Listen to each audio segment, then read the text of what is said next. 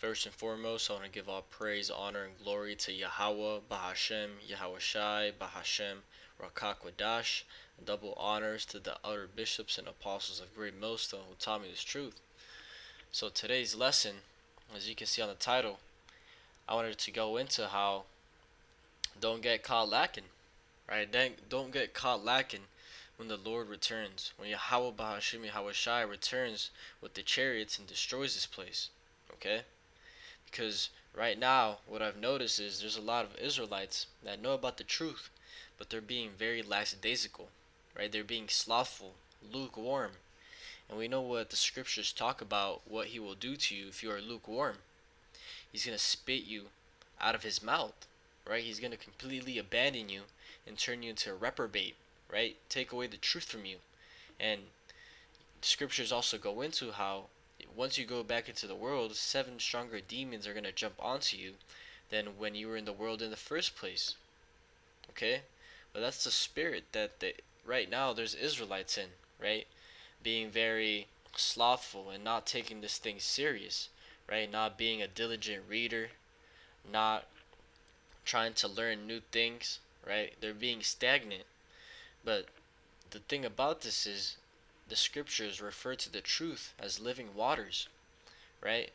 But one thing about the difference between living waters and stagnant water is that once that the water stops moving, right? When you have stagnant water, it starts getting infested, it starts getting polluted, right? Bacteria and other types of organisms start being breeded in that water, right? You start getting moss and all these types of dirt, and the water becomes dirty. But if you have living waters, right? The water is constantly moving. There's no time for nothing to be thrown in there, right? There's no time for corruption and wickedness, that dirt to be accumulated, right? Because it's constantly moving, right? And that's why it refers to this truth as living waters. You have to be constantly learning, right? You constantly doing something to improve yourself. But the Israelites right now, there's Israelites that they know they're Israelites, but that's the extent to them, right? They only that's as far as they're getting, right? They know they're Israelites. They know what's going to happen, but they think they could put it off, right? Oh, I haven't seen the market collapse yet, so I'm gonna put it off, right? That's how some of these people think. But I'm gonna bring out some scriptures on why we shouldn't have that mindset, right? Because ultimately it's gonna lead to your destruction. And we're gonna do some reading here. This is Matthew, the 24th chapter, and I'll start at 36. It says, "But of that day and hour knoweth no man, no, not the angels of heaven, but my Father only." Yeah, when he's going to return. And let me get the red letter. This is Yahweh Shai talking. It says, "But as the days of Noah were, so shall also the coming of the Son of Man be. For as in the days that were before the flood, they were eating and drinking, marrying and giving in marriage, until the day that Noah entered into the ark, and knew not until the flood came and took them all away. So shall also the coming of the Son of Man be. Then shall two be in the field, the one shall be taken, and the other left. Two women shall be grinding at the mill, the one shall be taken, and the other left." Right? But just how in the times of Noah, people didn't care what he was saying, right? And he was out there prophesying for years, and people were still like, like I'm gonna put it off. Like I don't see anything. I don't see anything happening, right? It's not raining yet. They're putting it off, and they're drinking, marrying, and doing all the things of the world, right? The lust of the eyes, the lust of the flesh, and the lust of the world, the earth. But just how it happened back then, it's happening now. How the scriptures say, there's nothing new under the sun, right? Our people are going to be in a constant state of living it up, right? And they're going to get caught lacking, okay? And even the Israelites that know what's going to happen, they're going to get caught lacking too if they don't quicken up and get their shit together, right? Because they think there's just a ton of time, right? There's plenty of time to just live it up. And then later you could turn to the Lord, right? On your own time you could turn to the Lord. Nah, it says many are called but few are chosen, right? Many are called but few are chosen, okay? And The scripture left my mind. It was taught. I was gonna go into something about how they're doing it on their own time, but let's just keep reading. It will come back to me here soon. It says, "Be ready for his coming." It says, "Watch therefore, for ye know not what hour your Lord doth come. But know this, that if the good man of the house had known in what watch the thief would come, he would have watched and would not have suffered his house to be broken up." Right? If you're in your house and let's say you got robbed, right? You didn't know when the robber came to rob you. But if the good man, right, if you were in your house and you know there's going to be a robber coming at 11 o'clock, right, you would not get robbed because you would know. And it says in the next verse, "Therefore be ye also ready, for in such an hour as ye think not, the Son of Man cometh." Right? Just how you got the man's house got robbed, right? And he didn't know. It's gonna be the same thing when the Son of Man returns. Okay? And it says, "Who then is a faithful and wise servant, whom his Lord hath made ruler over his household, to give them meat in due season? Blessed is that servant whom his Lord when he cometh shall find so doing. Verily I say unto you, that he shall make him ruler over all his goods. But and if that evil servant shall say in his heart, My Lord delayeth his coming, and shall begin to smite his fellow servants, and to eat and drink with the drunken, the Lord of that servant shall come in a day when he looketh not for him, and in an hour that he is not aware of, and shall cut him asunder, and appoint him his portion with the hypocrites. There shall be weeping and gnashing of teeth." Right? The Lord's gonna come exactly when you don't expect it. Just like that robber, right?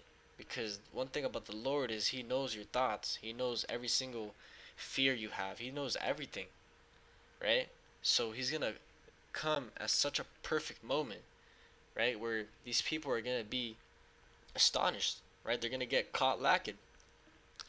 And one thing too is that it left me again. That's fucking Satan. Um wow, I lost my train of thought. But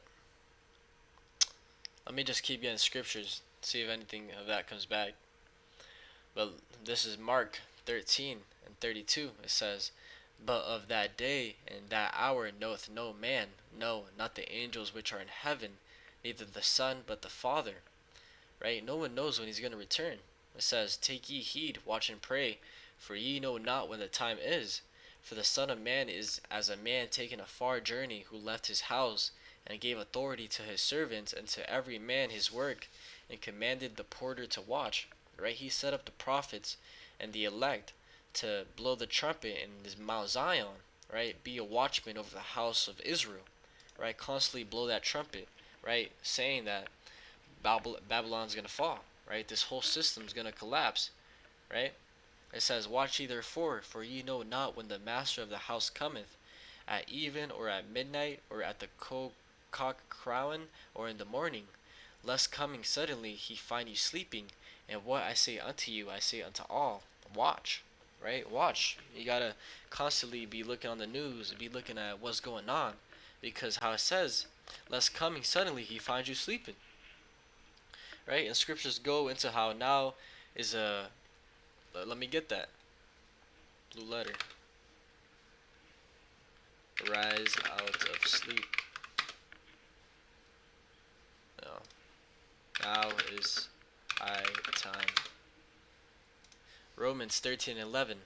"And that knowing the time, that now it is high time to awake out of sleep, for now is our salvation nearer than when we believed." And this was spoken years ago, and they thought those salvation was close. So imagine now, 2,000 years roughly later, right? Imagine now how much closer we are to the end, and there's people still sleeping. It says, "Lest come suddenly he find you sleeping." But that's how 2/3 of Israel is going to be, right? They're gonna get caught lacking. They're not concerned with the word, right? And that's a very scary thing. Scriptures talk about how it's a fearful thing to fall into the hands of the living power, right? It's a very scary thing to fall into the hands of the living power. So we gotta do what we gotta do while we have time, right? While we're in this grace period, we got to do what's been commanded of us, right? To learn the word, right? Fully be indulged in it, and ultimately to teach. It says, if you love me, feed my sheep, okay? And one thing too, it just came back to me.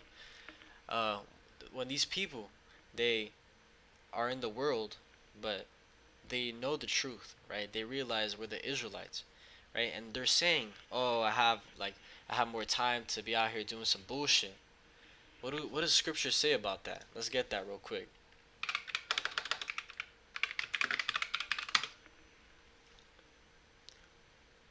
Romans 6:1 it says, "What shall we say then? Shall we continue in sin that grace may abound? God forbid. How shall we that are dead to sin live any longer therein?" Right? It's pretty because right now we're under grace, and this is talking about people that realized, oh, we're under grace, so can we just continue sinning? Nah. It's saying, God forbid. Shall we continue in sin that grace may be abound? Nah, is what he said. You're tripping, right? Because if you do that, ultimately, what you're doing is crucifying Yahweh Shai again, right? You're saying you're putting him back on the cross and having him crucified for the sins that you're about to commit again, right? That's what you're doing pretty much. And that's what 2/3 of the Israelites are going to do in all these other nations, right? These people don't care. But ultimately, this is only for Israel in the main place. But right now, the main point of the lesson is that our people are in a deep sleep.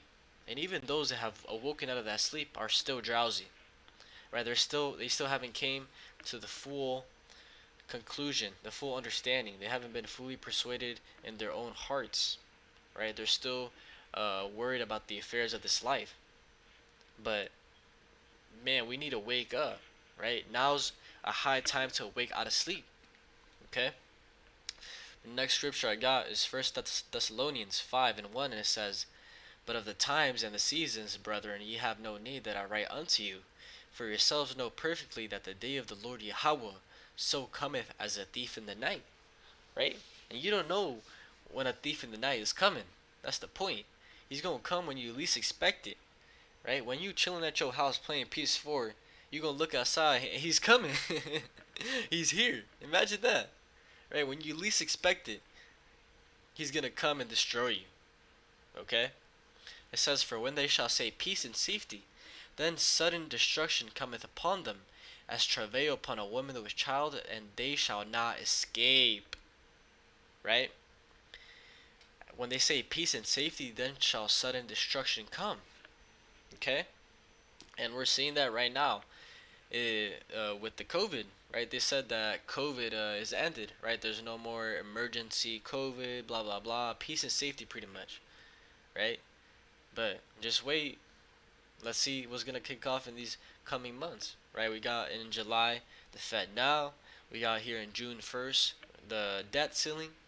Nobody knows what can happen, right? Just like that, June 1st comes and everything is upside down. And you got caught lacking, right? Uh, you didn't prepare yourself, right? You thought you had time, but just like that, he could turn the tables. But it says, "Ye are all the children of light and the children of the day. We are not of the night nor of darkness. Therefore, let us not sleep as do others, but let us watch and be sober." Right? And we're constantly watching, we're constantly seeing what's going on in the news. How does this relate to Bible prophecy? What times are we in? Because that's how we keep the times. We discern the times is through the prophecies, right? Because something has to happen before the other thing happens. Like the missiles are not going to hit America, Babylon the Great, before the MOTB is implanted mandatory. That's just the order of how the prophecies are supposed to play out, right? That's what comes with watching, and that's what comes with the understanding is knowing the time frame of the Lord. Okay, but this is Ecclesiasticus 5:7. It says, "Make no tearing," which means putting it off, right? "Make no tearing to turn to the Lord, and put not off from day to day. For suddenly shall the wrath of the Lord come forth, and in thy security thou shalt be destroyed and perish in the day of vengeance." Right? Put not off day to day, right? You have that thought in your head, damn, I should do some more reading. damn, I should make a lesson. I should learn some new breakdowns. Right? You don't put it off till the next day. Right? Do it today while that spirit's on you. Right? That's one thing I've been learning is when the spirit hits you, if you get an idea or something, just act on it right there. Right? Write down what you have in your mind and make sure you get that done. Right? Don't put it off for another day. Because why? Why is he saying all this? For suddenly shall the wrath of the Lord come forth, and in thy security thou shalt be destroyed. Yeah, you think you're chilling. You think you're chilling in your house with your guns and with all your carnal things, your carnal securities. You think that's gonna save you? You think your gold and silver is gonna deliver you? Nah. You're gonna get destroyed. Okay? But yeah, that was the main point of this lesson, going into how don't get caught lacking, right? We can't get caught lacking, get caught unaware in these times that we're in when he returns, right? We want him to return and see our works and see that we've been diligently serving him and doing the best that we can. But that's all I have for today. With that, I want to give all praise, honor, and glory to Yahweh, Bahashim Yahushai, Bahashem, Rakakwadash, and double honors to the outer bishops and apostles of Great Millstone who taught me this truth. Shalom to the elect. Shalom.